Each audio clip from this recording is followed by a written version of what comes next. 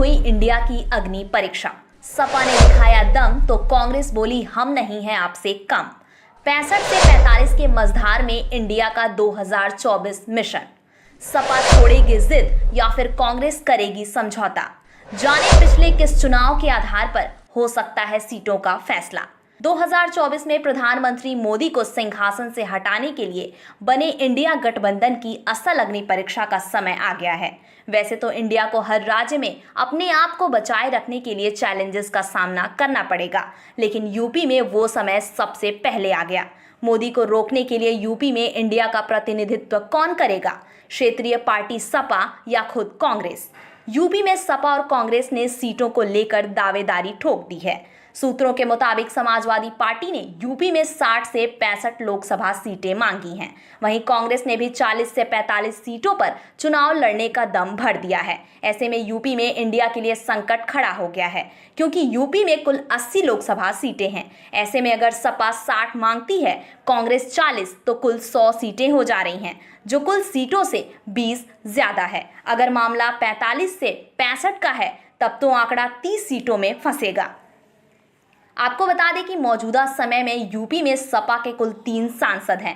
दूसरी तरफ कांग्रेस के खाते में भी एकमात्र सोनिया गांधी वाली रायबरेली सीट ही आती है।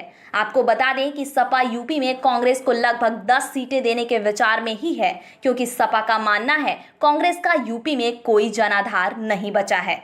विधानसभा से भी कांग्रेस के पास सिर्फ 2 सीटें हैं, जिसमें एक पर सपा ने समर्थन किया हुआ था। अब सवाल है कि जब यूपी में कांग्रेस की हालात इतनी खस्ता है, तो वह 40 से 45 सीटों पर दावेदारी क्यों कर रही है?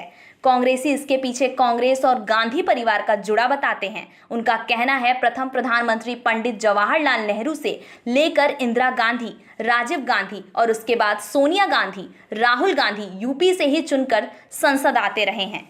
यूपी गांधी परिवार की कर्मस्थली है। एक समय पर यूपी में कांग्रेस का ही जलवा हुआ करता था, लेकिन कांग्रेस का जनाधार खत्म होने के बाद भी लोकसभा चुनाव में कांग्रेस के खाते में सीटें बढ़ती जाती हैं। सूत्र बताते हैं कि कांग्रेस अपने 2009 वाले नतीजे के हिसाब से चुनाव लड़ना चाहती है, जब उसने 21 सीटों पर जीत दर्ज की थी, जो कि सपा से महज 2 सीटें कम थीं। आपको बता दें कि सपा भले मौजूदा समय में कांग्रेस से ज्यादा ताकतवर है, लेकिन 2014 और 2019 के लोकसभा चुनाव में उसे भी 5-5 सीटों से संतोष करना पड़ा था। वहीं मोदी लहर से पहले 2009 के लोकसभा चुनाव में सपा को 23 तो कांग्रेस को 21 सीटें मिली थीं, यानी कि सिर्फ 2 सीटों का अंतर।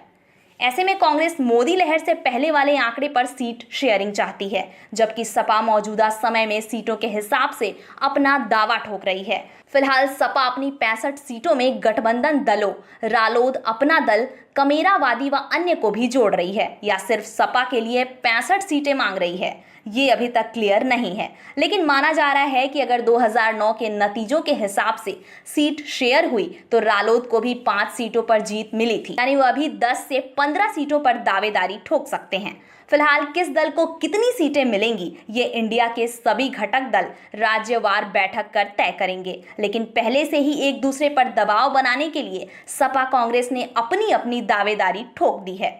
सीटों के मामले में समझौता तो दोनों दलों को करना पड़ेगा, लेकिन कौन सा दल ज्यादा झुकता है, ये 2024 के चुनाव को दिलचस्प बनाएगा। इससे पहले सपा ने अपनी प्रवक्ता से अखिलेश यादव को प्रधानमंत्री पद का उम्मीदवार कहलवाकर कांग्रेस पर प्रेशर और यूपी में बड़ा भाई बनने का दांव खेला था, जो काफी सुर्खियों में था।